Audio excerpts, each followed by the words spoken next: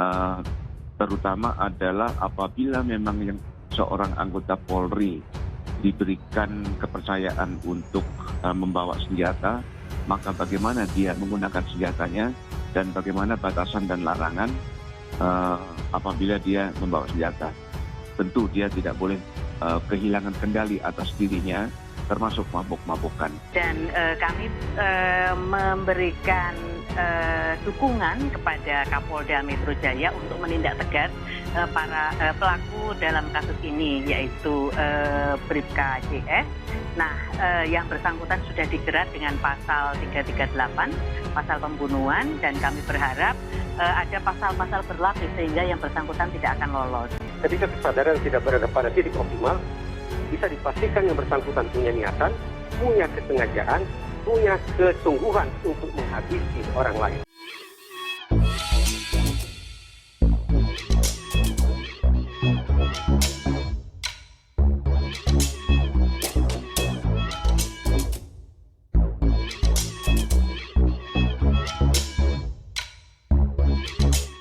Tonton video ini sampai selesai agar Anda tidak gagal paham.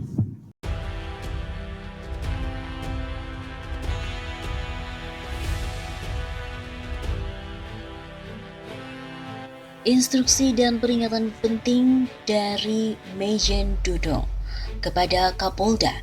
Anggota TNI ditembak oleh oknum polisi. Pangdam Jaya Majen TNI Dudung Abdurrahman meminta para prajuritnya tidak terprovokasi insiden penembakan yang dilakukan oleh Bribda JS terhadap anggota TNI di salah satu kafe Cengkareng, Jakarta Barat pada hari Kamis 25 Februari dini hari. Pesan Pangdam Jaya Majen TNI Dudung Abdurrahman, ke depan akan diperketat soal patroli bersama untuk mengurangi tindakan yang merugikan institusi. Prajurit di lapangan jangan sampai terjadi dinamika yang terprovokasi. Ungkap Kapendam Jaya Letnan Kolonel A.R.H. Herwin B.S. kepada konferensi pers di Polda Metro Jaya pada hari Kamis siang di Jakarta Selatan. 3 korban tewas yakni S yang anggota aktif TNI Angkatan Darat, sedangkan 2 orang lainnya yakni pegawai kafe berinisial FSS dan M. Sementara 1 pegawai kafe lainnya mengalami luka dan tengah menjalani perawatan di rumah sakit.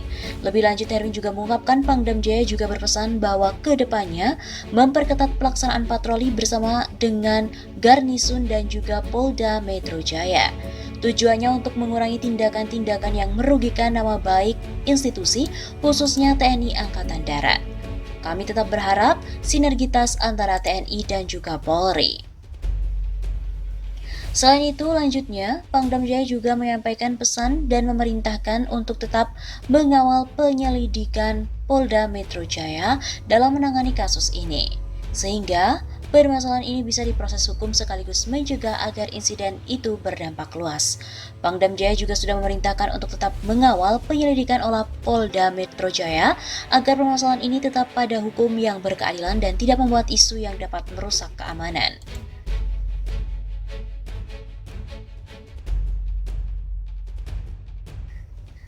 Sudah jelas pula pelaku penembakan di Cengkareng merupakan polisi yang mabuk.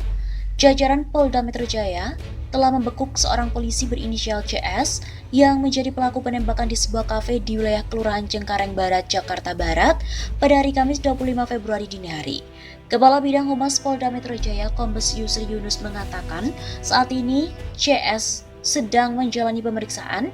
Menurut Kombes Yusri, oknum polisi itu menembakkan senjata api kepada 4 orang. Seorang korban merupakan anggota TNI, sedangkan 3 lainnya adalah pegawai dari kafe tersebut. Kepala Bidang Humas Polda Metro Jaya Kombes Yusri Yunus juga mengatakan saat ini CS masih menjalani pemeriksaan. Menurut Kombes Yusri, oknum polisi itu menembakkan senjata api kepada 4 orang. Seorang korban merupakan anggota TNI dan 3 lainnya pegawai kafe. Lebih lanjut, Yusri juga mengatakan 3 pegawai kafe yang menjadi korban ialah FSS, H, dan juga M. Korban berinisial S, FSS, dan juga M meninggal dunia di lokasi dan kini masih ditangani oleh Rumah Sakit Polri Kramat Jati. Adapun 1 korban lainnya yang berinisial H masih menjalani perawatan intensif. Lebih lanjut, Yusri juga mengatakan CS dalam kondisi mabuk berat saat mengumbar peluru itu.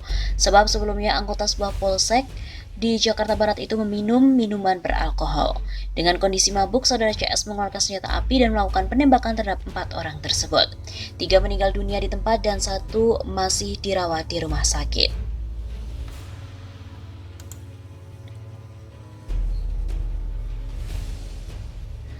Ternyata anggota Basar Kepolisian Daerah Metro Jaya, Bribka Cornelius Sihaan atau CS, menembakkan prajurit militer Komando Cadangan Strategi Angkatan Darat atau Kostrat secara brutal di Kafe Cengkareng, Jakarta Barat dari jarak dekat.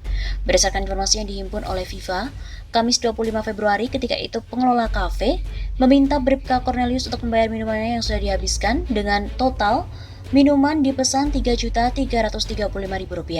Bukan mengeluarkan uang dan bayar minuman yang sudah dihabiskan, Bribka Cornelius malah marah kepada pengelola kafe dan terjadi cekcok.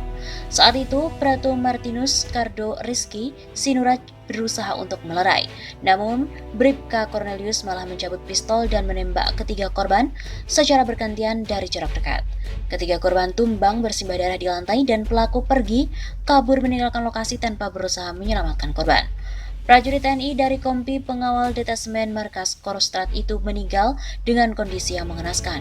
Darah segar masih mengucur dari jasadnya yang terkapar di lantai dekat sofa kafe.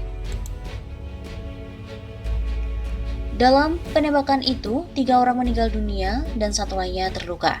Korban luka saat ini masih dirawat di Rumah Sakit Umum Daerah Kalideres. Sementara, menurut Kepala Polda Metro Jaya Irjen Pol Fadil Imran, Bribka CS sudah diringkus dan ditahan. Tersangka sudah diproses langsung pagi hari, juga sudah ditemukan 2 alat bukti berdasarkan keterangan saksi dan olah TKP. Sementara itu, Panglima Kodam Jaya, Majen TNI Dudung Abdurrahman, memerintahkan semua prajurit TNI Angkatan Darat tidak terpancing dengan insiden tersebut. Menurut Majen TNI Dudung, Kodam Jaya telah mengerahkan tim khusus untuk melakukan penyelidikan atas insiden berdarah tersebut.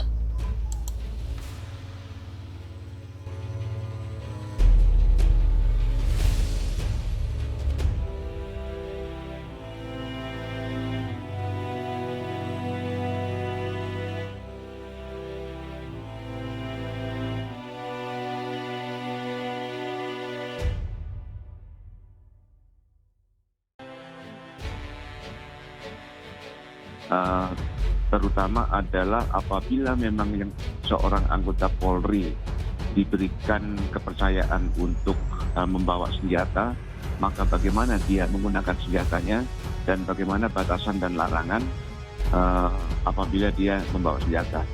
Tentu dia tidak boleh kehilangan kendali atas dirinya, termasuk mabuk-mabukan. Dan kami memberikan dukungan kepada Kapolda Metro Jaya untuk menindak tegas para pelaku dalam kasus ini, yaitu Bribka CS.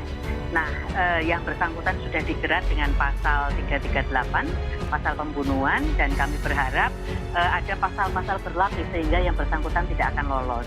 Ketika kesadaran tidak berada pada titik optimal, bisa dipastikan yang bersangkutan punya niatan, punya kesengajaan, punya kesungguhan untuk menghabisi orang lain.